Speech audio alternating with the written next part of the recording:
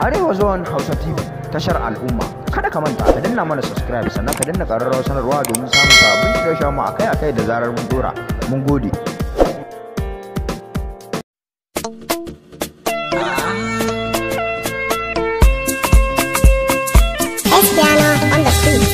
Kin shiga zuciya kin zama alƙarya, ba kyare lalle zane jinya.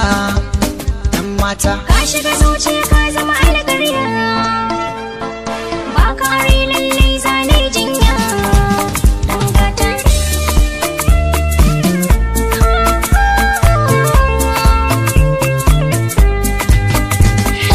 farin cikin raina ne da ke ce, na da ke to lalle na dace. Kin girma kin zama ya mace, a zuciya ke ɗaya na kawa ƙauna. Ɗan mata ne masu kaina da dalilina, ya zama sirrina a cikin raina. Ni na mace in kai ka ga dangina, sai mana shaida mi auren ƙauna. Ɗan gata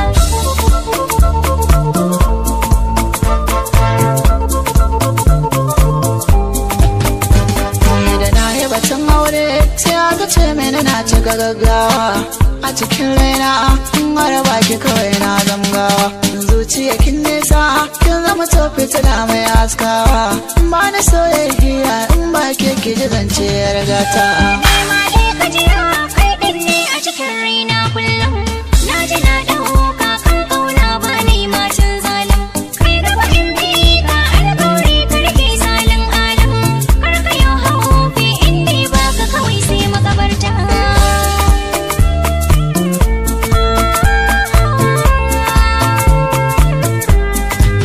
Ya farin ciki na kullum na ganki shi ne riba.